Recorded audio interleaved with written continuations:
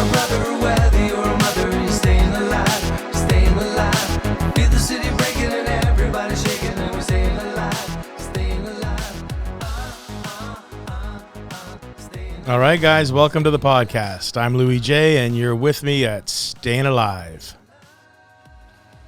All right, so we're on to our second podcast, the second of many. Second of many.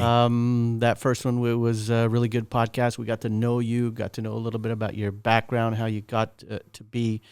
And we talked about a lot of things, but one of the interesting thing that we talked about, which I think we should dive a little deeper in, is a comment you made about service.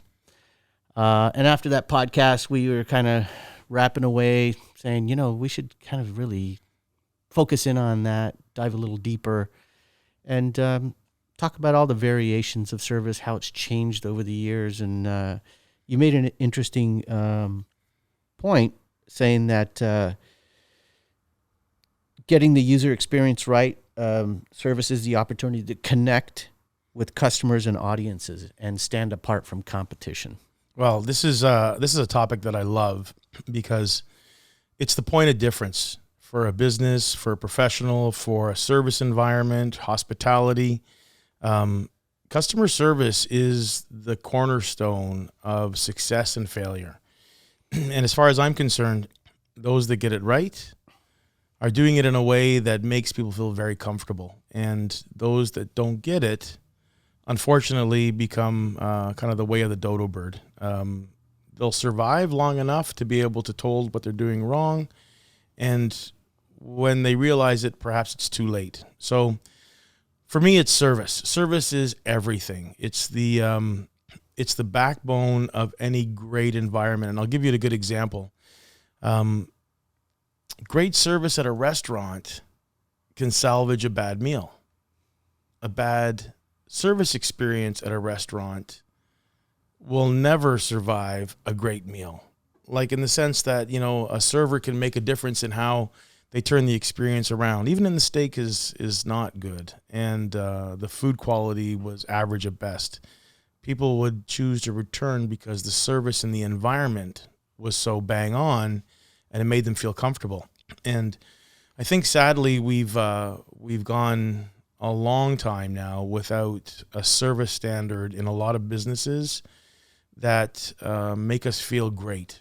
And that's where I think we've got an opportunity to address the situation, to make sure that people that are in retail environments, not unlike this shop, people that are in hospitality, hotels, restaurants, people that are in event, hosting events, conferences, trade shows and whatnot, can really take a note from our grandparents and the time when service was at its best. And it all comes back to understanding the customer, knowing the customer, and not only meeting, but exceeding the expectation of the customer. And what I mean by that is, if you were to flash back to your romantic idea of the 1940s and the barbershops that would have been around then, the general store, the auto dealership, The gas station attendant. They would pump the gas and 5 guys would come out, Clean the windshield, check the oil. They'd make sure that the bumpers were shiny. Tires were filled. Yeah, and they did it because it was an expectation. However, it was also a care. It was a concern that I'm going to give you my best. And I think that was the gold standard. It's what you expected, even from the gas attendant. It was pleasant. It was inviting. It was a reason to recall them and feel good about it. And more importantly, it was an invitation to come back. And I think the big machine started rolling. Everybody got busy, time starved. You fast forward a decade or two, and then recognize they're in a total different space. When service started to turn into, can I get them a sale? Can I put it on sale? Can I discount it? Did the economics of running a business have a play in that? Because let's look at the gas station, for example. You had 5 guys standing there, right? Everybody taking a salary. Did that have a big play in it as well? I think when the focus on profitability, and it was always a focus on being profitable. However, I think our insatiable need to make more, to earn more, and to turn more dollars really started to drive, how we spent our money. So no longer was it a chance to afford 5 attendants. Let's bring it down to 2. And quite honestly, as it started to unfold, let's bring it down to 1. Let's not have somebody greet them at the front door. Let's not have somebody tour them around the store to find the perfect, shirt size.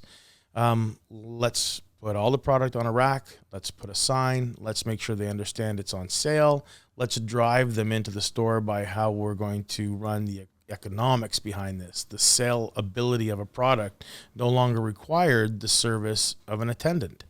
And so this automation in retail certainly translated into a self-serve environment where we began to become accustomed to helping ourselves. Gas attendants went by the wayside and we were pumping our own gas. And the expectation for somebody to be there just meant that we're going to pay more money. And I think, so to your point, economics had a lot to do with it. And sadly, we lost sight of what was really important. And I think now, when we're in this time, especially coming out of COVID, we're going to find the environments are changing significantly in trying to recoup and regenerate that service notion of a bygone era. And to that point, I think it goes so far as to recognizing again, who's my audience, what's going to impress them, how do I invite them back, and what memorable experience did I give them? So for environments like a retail shop like Cabin, we got a chance to really pump the tires, as it were, to really impress people, to make sure that there's a reason for them to talk about the experience that they had after they've left the shop and the store. And that, I think, is number one. Like, we've got to create these environments that bring people to this memory of the experience so that they become, so happy with it that they can't help but tell their friends. Right. And of course, digital age, we've come to this time where every experience gets rated and reviewed. And, either you're living by reviews or you're not. But the reality is they're there. They can't be erased. So a good experience often goes unmentioned, whereas a bad experience is often echoed through the halls of the social media channels. And I think that's a real indicator for us that we've got to pull up our socks when it comes down to making sure that people's experiences are so great that they have no choice but to talk favorably about you and your staff and your team and the feeling you had. And I'll even expand. The Venetian Hotel in Las Vegas, for example. Practically any hotel in Las Vegas has got a service standard that's at excellence. There's always an assistant. There's always a welcome. There's always something that makes people realize that they are in the right place. And if they weren't, somebody's going to direct them in the place that they need to be. But they go even further. They equate service with the brand. And so the Venetian Hotel goes so far as to say that our service level and our excellence comes right down to the tactical, experiences that we give you. So when you first open those doors at the Venetian, grand as they are, like every other hotel in Las Vegas, you're automatically hit by a wave of scent. You get a fragrance. You get a brand experience that says, I'm in the Venetian. And all of a sudden, now you're predisposed to feel something. You've made me have an emotional response just by making the environment smell like something. It goes even further, where companies recognize that that's a piece of service, but so is the sound, so is the lighting, so is the way the staff greet you. And again, I think we talked about it earlier in the last episode, but there has to be a standard that all the team are working on to make sure that we all fall into the same place. That was a great experience, at the Venetian, at Cabin, at the Irish pub. because everything was equal. The scent, the sound, the environment, the lighting. And I put that into a service category. It goes far beyond the person sitting behind cash or standing behind the chair or at the desk. It has all of these tactical experiences connected to service. And I think when brands and people and environments spend some time and attention on what that does for the user experiences, it allows us to make those connections. It allows us to now develop a relationship, so that when people feel good, they respond good. And in saying that, they speak nicely about you so that the next experience that comes in is already predisposed to feel good. So I think it's something that we're seeing more of now, but certainly not enough. Yeah, you talked about the digital age, and some people might argue that brick and mortar, although it's around, has a very short shelf life for some, and some people are launching companies strictly digital. How do you, without greeting those people, without the smell, I mean, your graphics on your web page might be helpful, but how do people throw the service towel out there so that they have that experience and they come back? Well, what happens online is likely more important than what actually happens in brick and mortar. You can see and feel what happens in brick and mortar, but I can't necessarily see what happens at 2:00 in the morning when you're shopping for your favorite pair of shoes. So what brands and people have to do is get back to the user experience.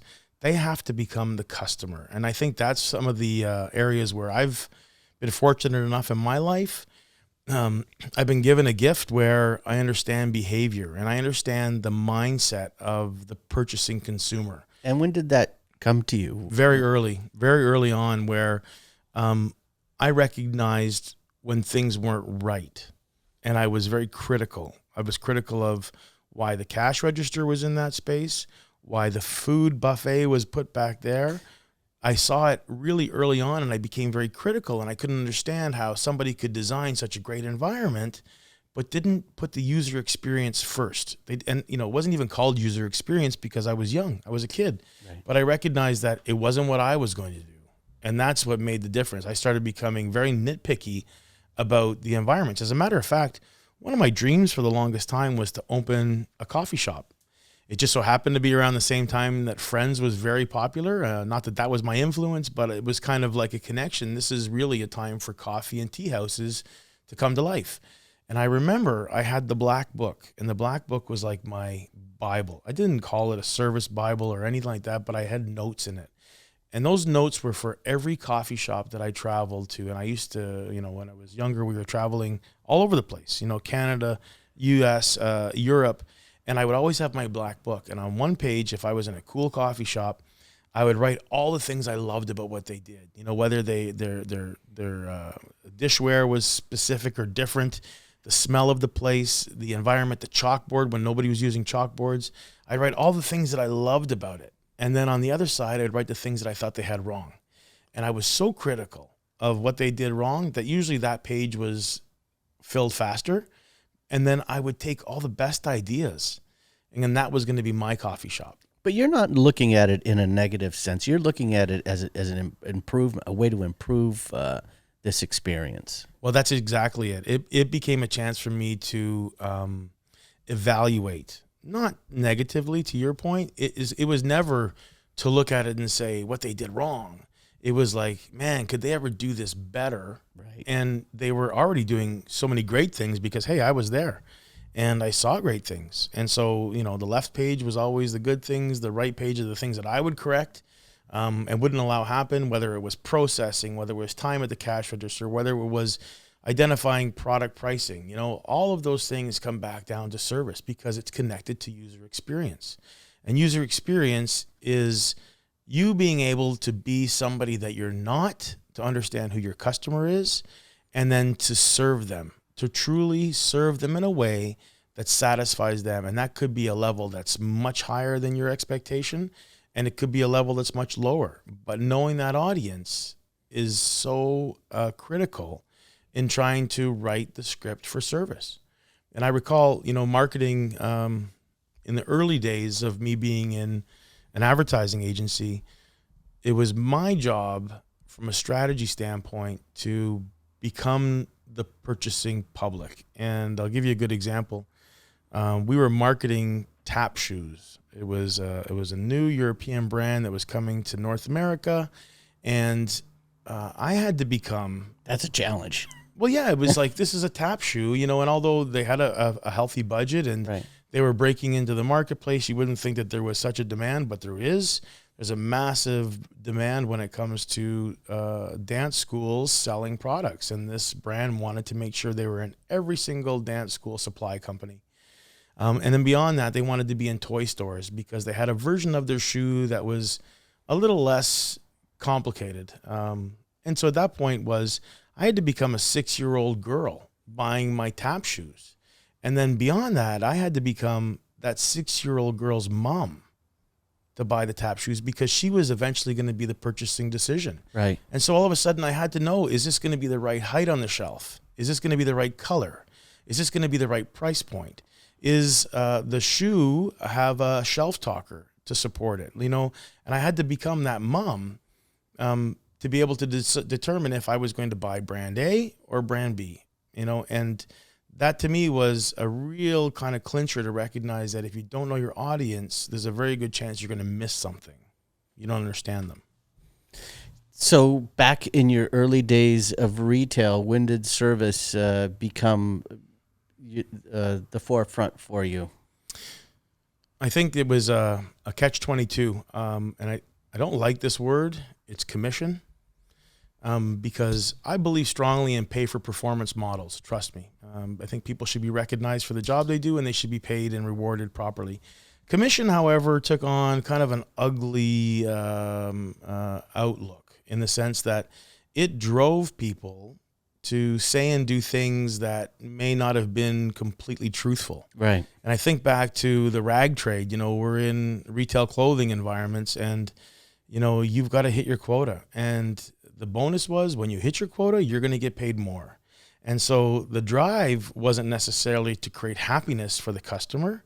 It was to create revenue for you and for the company. And that's where I think people lost sight of what service really meant. And so, people make fun of car salesmen all the time, given that it's a high commission, high pressure, furniture store sales, high commission, high pressure.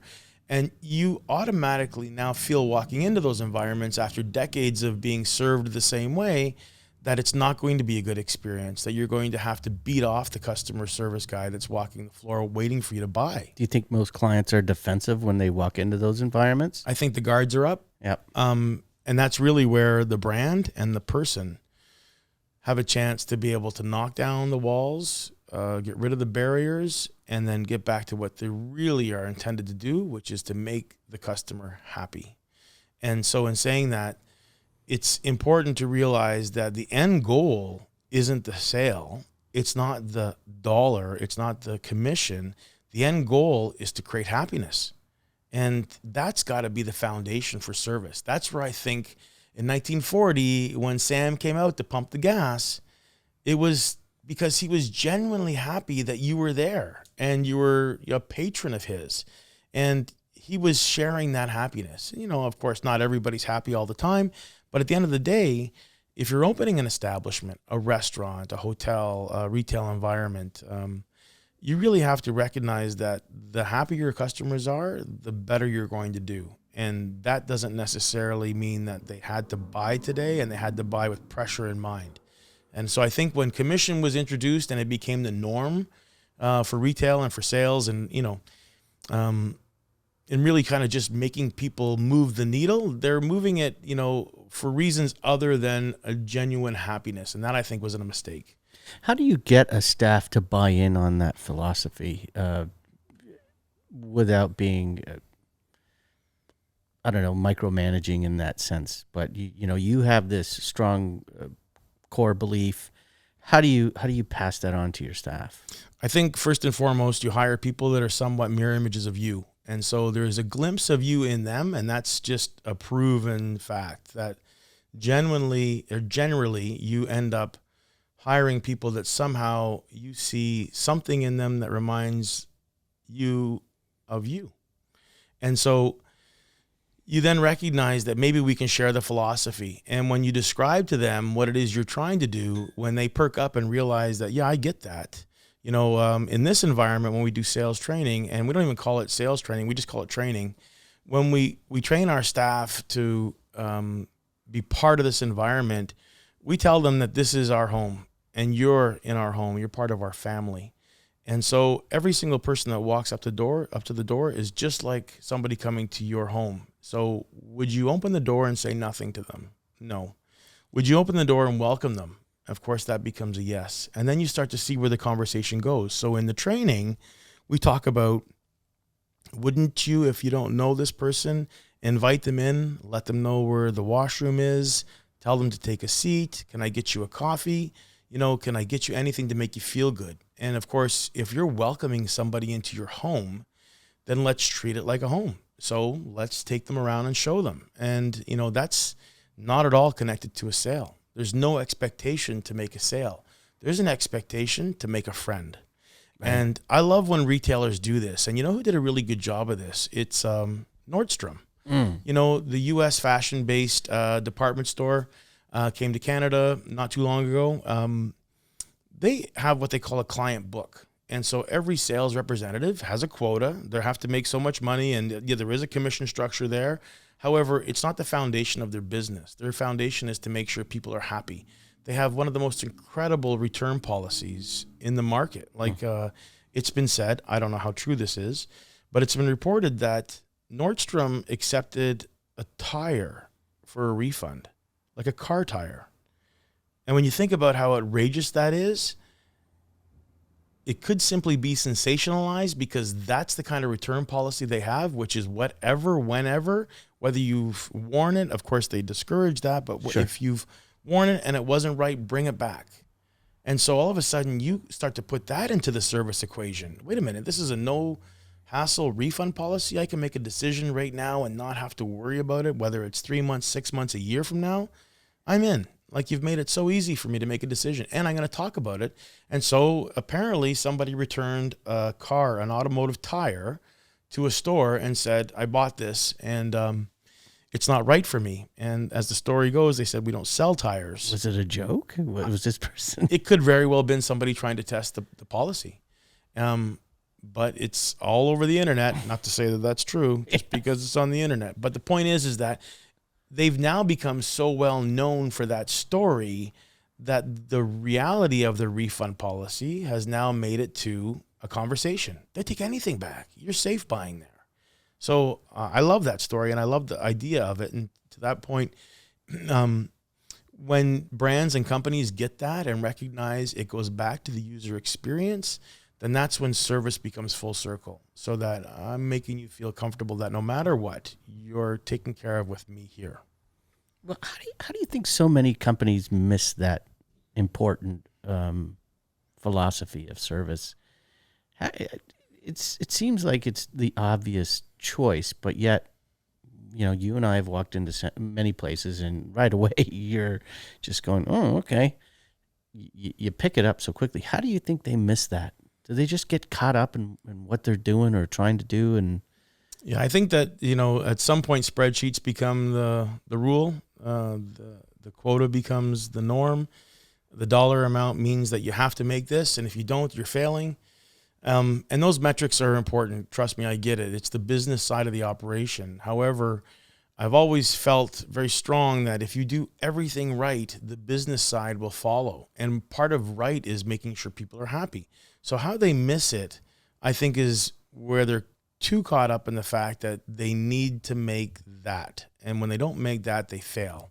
And by saying that, I mean they need to make a certain amount of money. And I get the business logic behind that, but I think the way to be able to really make it is to focus on what makes people happy. And you're right. You walk into an environment and right away, the part-time cashier or the salesperson or the clerk isn't into it. They're the wrong hire. They were brought in because they needed to make some kind of part-time money to put themselves through school, or it was to supplement their full-time job or whatever it was. but the fit was wrong. And that's top down. Management top down ends up creating the environment, and they'll hire those mirror images. So it's quite likely that the management was wrong. So when the ownership is wrong, you really can't do anything about it. But when everybody else is wrong, then you have a chance to completely clean house and make sure that everything is right. And that goes from the philosophy of service first, top down. And as soon as you have that, then you recognize that you can bring on these special moments. And to that point, you reward and applaud innovation in your team. And when somebody comes up with another way to be able to hit a service excellence standard, then you acknowledge that. In this environment here, we have a communication tool like a WhatsApp where everybody shares, their stories from the day. We put our end of day reports in there, and we acknowledge the people that have gone out of their way to represent us, because every single one of them is a representative of all of us. And so it's not just my shop, it becomes Brandon's shop, it becomes Nico's shop, it becomes Frank's shop. And in saying that, they end up recognizing that we're collectively making a difference here. So we've got to pull up our socks and make sure that we're all at this gold level standard. And nothing's more satisfying than when somebody comes back and said, I can't believe the service I got today. Like, it was exceptional. Exceptional to us is the standard. It has to happen. And if it doesn't, then we failed. And so I would even translate this a little further. When you're coming up with, let's say, you're launching a product, or you're hosting a conference. When you, again, put the mind of the consumer, the user, the person who's going to visit you at the forefront of your mind, and you've made reasons for them to find this very entertaining, very inviting, then all of a sudden you'll see their reactions. And once you get those reactions, then it's almost like this superpower, this fuel that you begin to really crave, that you've made somebody so excited and happy that they've gone out of the way to talk about you. Then it becomes that kind of ongoing, I got to do it again. I got to do it again. And I think when you get back to that idea of, how do you get staff to buy into that? That's a piece of it. So it's the reward for doing something great. It's the acknowledgement, because let's face it, more of us than not actually work for recognition beyond pay. Yeah. Pay is important, but recognition goes much further in the motivation side, because we've seen environments before where, somebody would, let's say, work for a while, get a raise, but they haven't really changed their performance.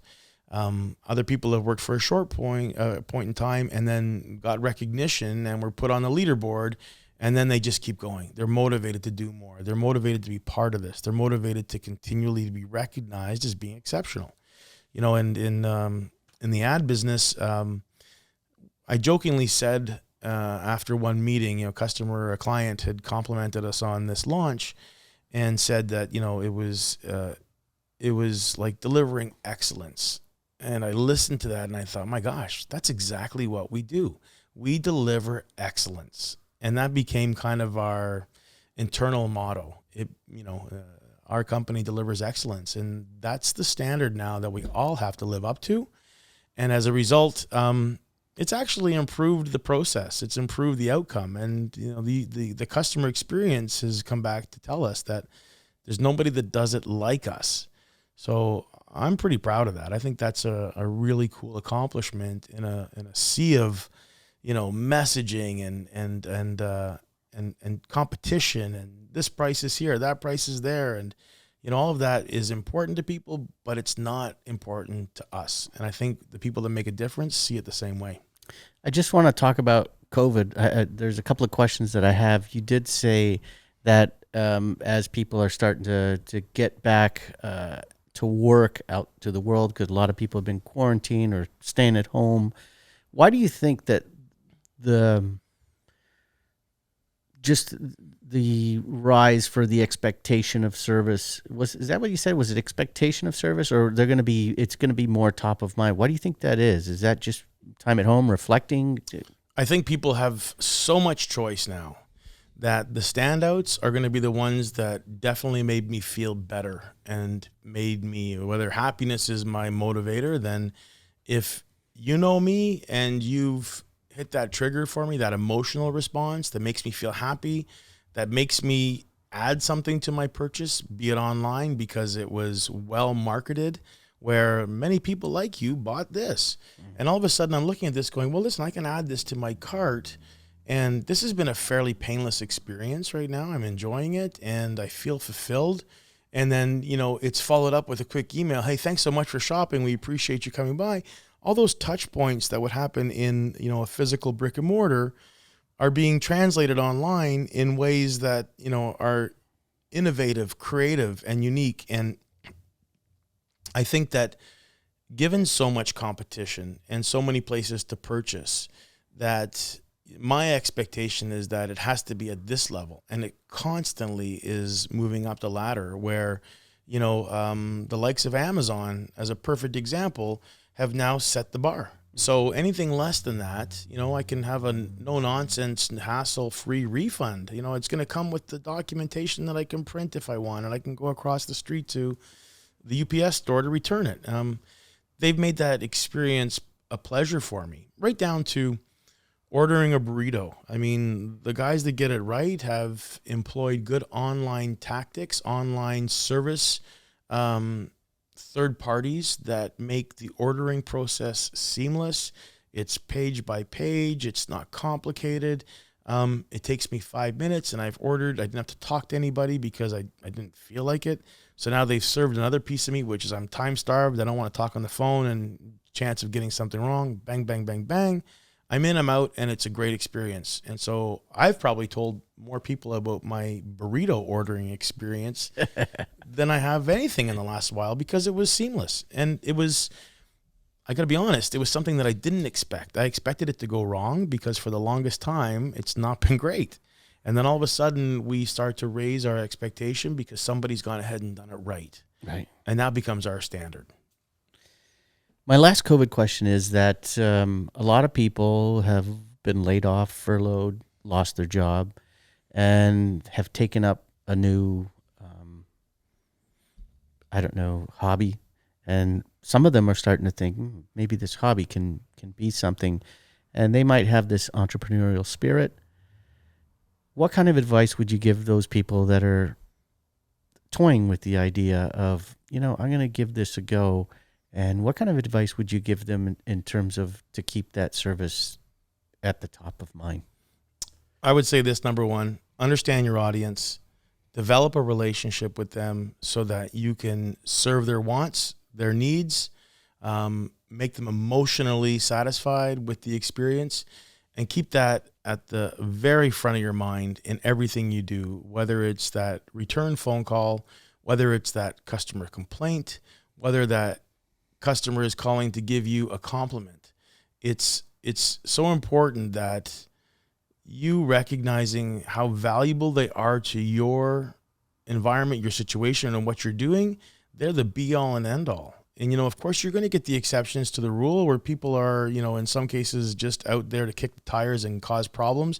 Those ones are insignificant. It's the ones that you've converted into lifelong customers because you knew them and you wanted to create an experience for them. So I'd say know your audience, number one, and keep on developing a relationship because the connection will last a lifetime if you nurture it and make sure that you're always taking care of their needs. Awesome. Well, I'm not going to start my pizza business yet, even though it's been a dream. I don't think it's just the time yet, and it's a lot of work. It's a lot of work. No matter what you're doing for any product or service, it's a lot of work. You got to put all the ducks in the right place, but your pizza is phenomenal. Oh, thank you very much. All right. I think that pretty much wraps this podcast up. It was a great conversation about service. I think we got other things we want to talk about in further podcasts, but for now, that's pretty much it. Do you have any other things you want to add here? Know your audience, and thanks for listening, audience.